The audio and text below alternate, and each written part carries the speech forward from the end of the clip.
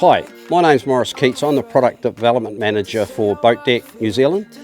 We're here today in Havelock looking to install our boat deck flooring on a Maclay 650. We're going to go through the process on how to achieve this, particularly related to the preparation and grinding of the Checkerplate floor. We're going to go to the floor with the vernier gauge and show you that the Checkerplate's actually only 1mm high. So as expected and normal, the Checkerplate height is 1mm. We only really need to grind 50% of it off, which will give you a large bond area and you will not feel a 0.5 millimetre through our boat deck flooring. Next step is to look at the tools required to do the job. That starts with a 200mm grinding machine, something like I have here. We also have to use the correct fibre sanding disc. This has been recommended by all our OEM boat builders, which they use extensively. So this on its own will achieve the purpose really quickly for you. You also use a Lennox lube, which will help to avoid the build-up on the sanding disc and make the job a lot easier before we actually attach the boat deck. I'd highly recommend the use of a vacuum cleaner as you go to clear up the dust. It keeps the work area clean, also avoids the dust being picked up onto your fibre disc and makes the job a lot easier. We have really masked the boat off in all areas. We want to avoid dust throughout the boat. As you can see, we've just used a painter's plastic which has adhesive already attached to it. Quick and easy install, guys, and well worth doing. We're now at the business end of this process. We're going to invite Mike on board to go through the grinding process. The last thing we need to address before Mike gets on board is PPE. It's very important that you do not inhale the dust, and also gloves, glasses and earplugs. What you're looking at here is Mike applying just a thin coat of the lube to the disc. That will avoid some heat build-up and dust contamination on the disc. It's important that you do not grind structural joins or welds on the boat. You'll see those on the floor. They can be ground down how the weld is still visible, but do not grind them too severely as they're structural. It's important too that you don't overgrind and create too much pressure on the grinding disc. Let the grinder do the work. You'll find for the best results. The grinding disc best to use are anywhere from a 30 grit to a 60 grit. To be honest, a 30 grit will take it off a lot quicker with the sweeping motion. Typically on the 650 Maclay in the cockpit here, we're looking at 4 square metres. The average time per square metre would be about an hour, that including preparation, masking, etc. And you're going to probably typically use about 2 discs per square metre. As you can see here, we've started to vacuum up the dust. It's not clearly visible how much is there until you actually start hoovering it up. It's quite important to hoover this up and keep the surface area clean to avoid more contamination in the air, and more importantly a pickup on the fibre disc also. Now that the grinding process is complete, we just want to explain what we've achieved here. We've basically reduced the height of the Checkerplate by 50% or greater. And if you could imagine that the original Checkerplate was a triangle, by taking 50% of that height off, we've now increased the bond margin significantly, and that will avoid any air trapping or any protrusion or feel of the Checkerplate through the top of our boat deck. Job done. We now have to strip off all the masking and give the boat a good wash down and clean, ready for the install.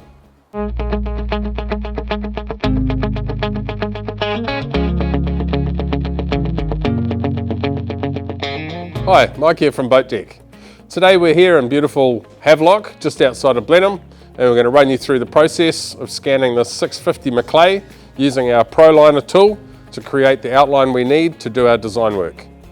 So to get things started, it's as simple as creating the file name, taking the pen after calibration, moving ourselves to the boat and getting into it.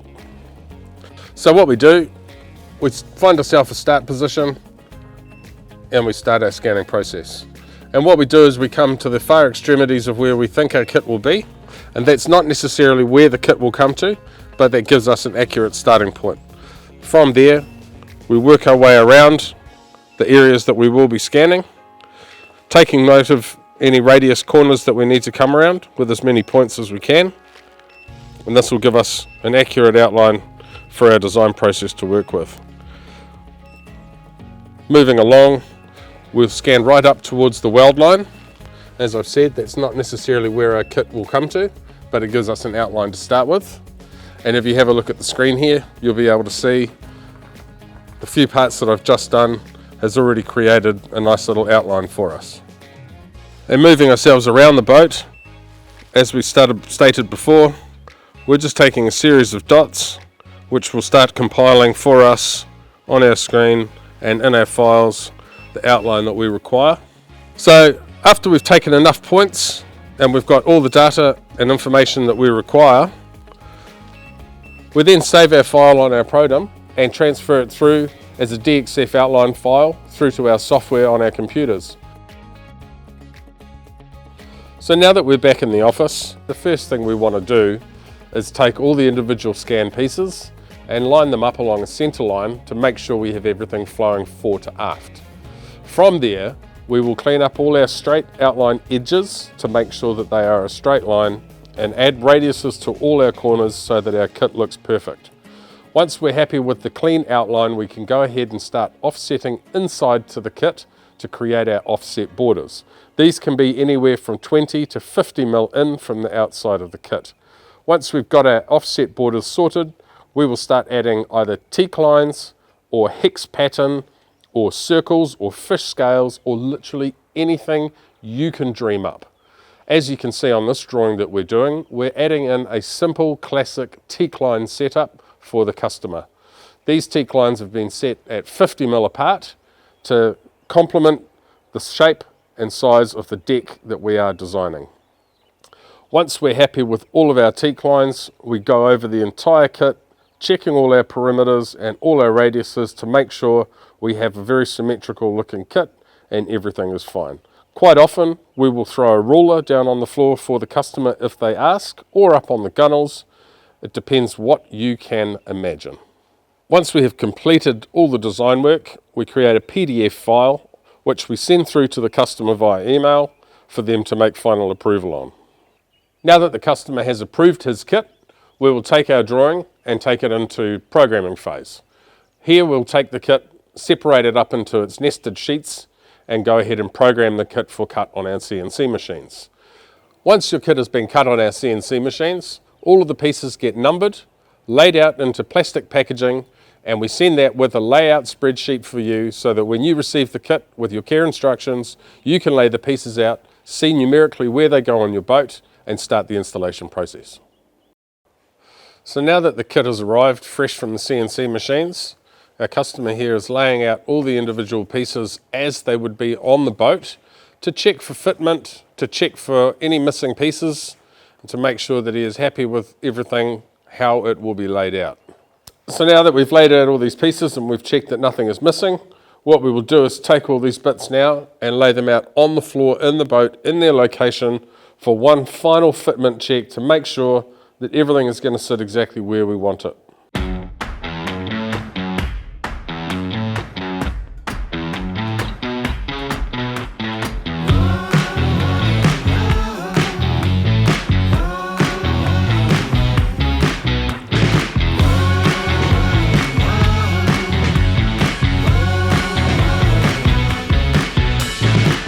I got the money, I got the show. You got that loving, I can't let go. So tell me. Okay, so final step before installation, we've laid out all the pieces, we've checked them on the floor, we've done a visual layout in the boat, and we're happy with the way everything's going to sit. So the next step in the process is to wipe everything down with a good isopropyl cleaner. For the purposes of this boat, we're going to use isopropyl and we're going to use a wax and grease remover on the Checkerplate floor, as we did do a lot of grinding on the floor, and we need to make sure that the floor is completely clean. You don't need to go overboard with the amount of ISO that you're using. Just get a decent amount on your rag and then start wiping down. Isopropyl alcohol is one of the best to use because it does evaporate and does not leave a residue, so you don't have to go back and wipe things again for a second time. We work our way around the boat, all the areas where we're going to use it, making sure everything looks nice and clean, ready for a good adhesion with our superior PSA. Okay, so now that we've got our first panel in the boat, what we want to do is line it up, look for approximately where our line break is going to be, make sure that we're happy with the way we're sitting around all of our individual cutouts that we have, especially on this boat, and visually have a look at the panel and be happy that you're going from north to south. As we have a compass here on the floor, we can tell we're going north to south, so it's pretty easy. Next thing, and look, there's multiple ways to do kits. Different companies will have a different process for doing kits, and what we're going to give to you is not necessarily the only way to do it, but it is what we feel is probably the best way for anybody to do it. For me, first thing I do is score the backing paper through the middle of the panel. That enables me to take two edges and fold them back about 20 mil.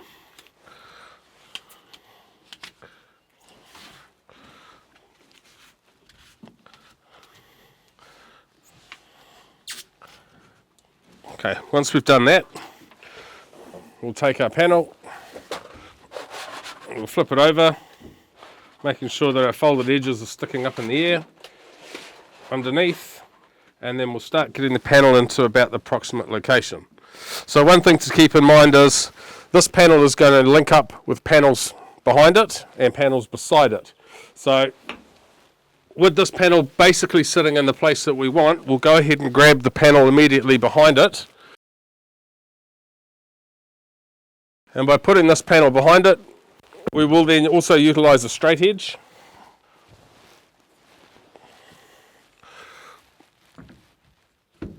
Now, the straight edge is just there to make sure that we get our lines lined up. So you can see straight away, I haven't quite got this large panel in the location that I want it, but that's all right because we haven't stuck the panel down yet.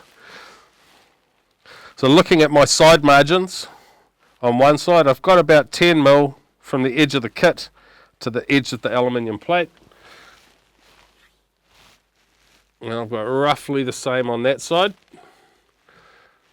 And I'm centre to all of the rivets, which is probably one of the more important things that we want to make sure with a kit like this that has these cutouts that go around rivets.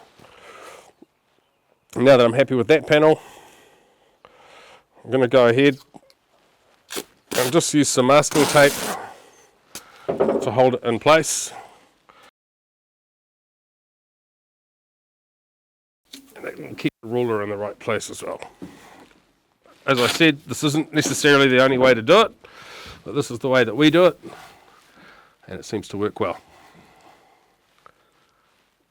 So now that I've got that panel sitting where it is, I come back to the panel that I'm about to apply. I can now manipulate that into its desired location.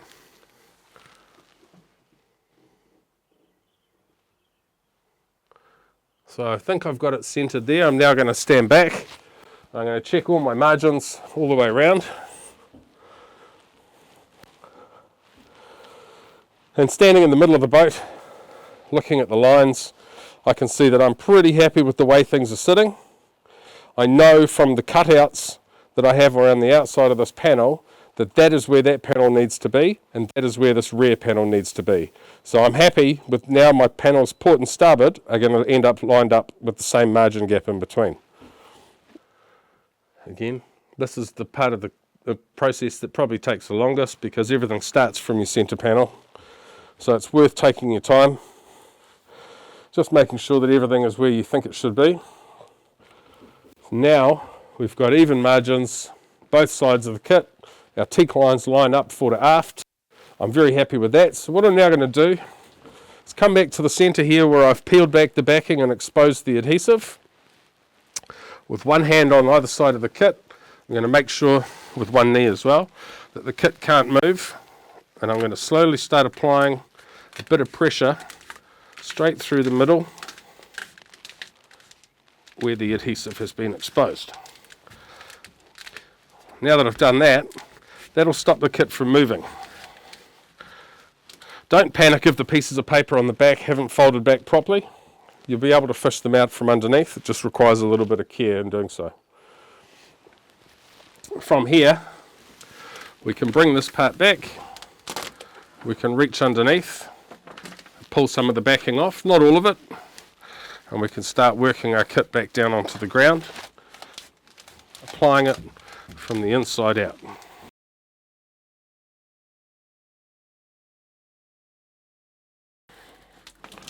Once we get to almost the end of that panel there, we can remove our backing paper.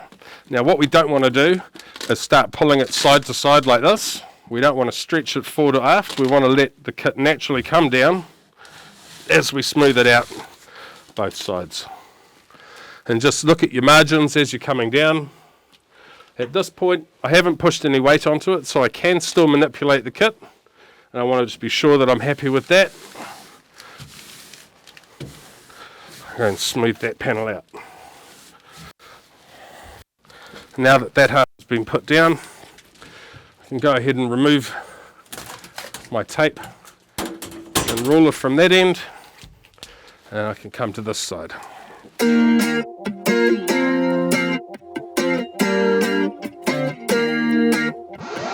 I feel like I'm afraid to say how I feel. This is the roller that we choose to use. This is a lino roller, has 3 wheels. It's certainly done the job really well, and it certainly doesn't damage any kits. So, to get comfortable with that, when we start rolling. And as you can hear now, there's no little air bubbles underneath that, and that's going down perfectly.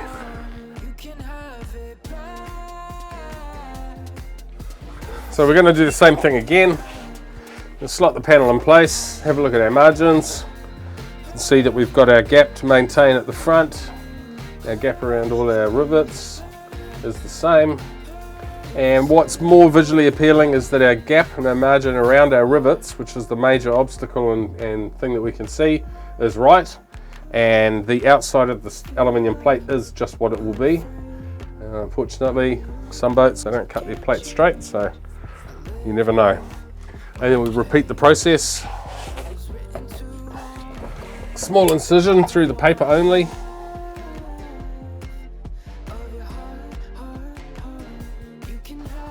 We've got both our crease folds back. Give a little bend to form it. Drop the panel and we can still move it around, as you can see. It gives us the ability to get everything perfectly lined up before we go and stick it down. Once we're happy with those, bring our ruler back into play. Careful not to dig it into the kit you've just laid.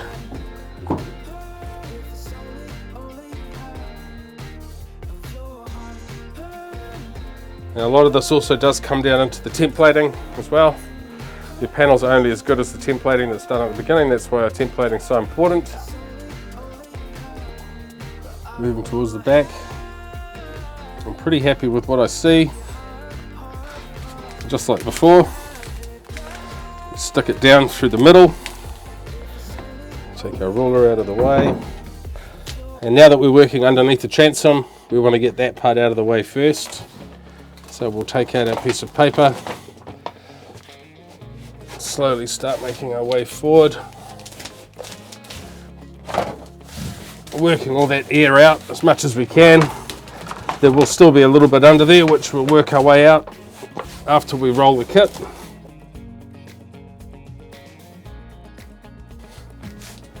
Now once we've got that all good, we can start the process of rolling.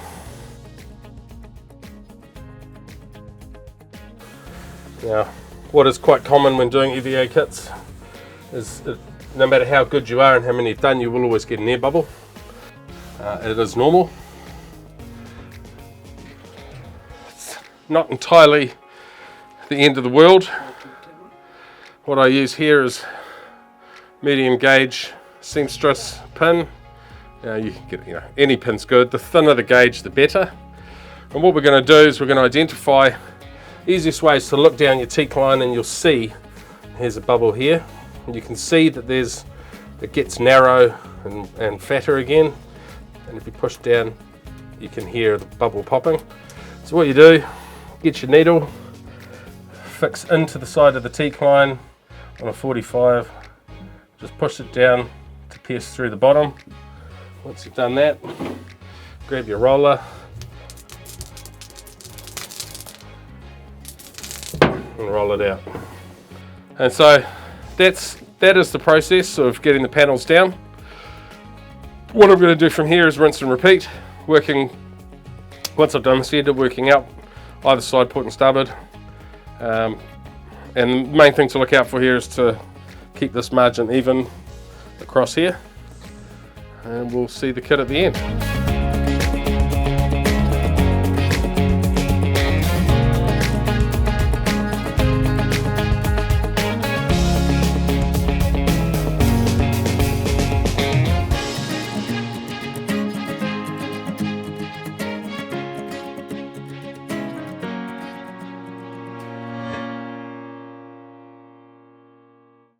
And just like that, you've transformed your boat with superior marine decking by Boat Dek.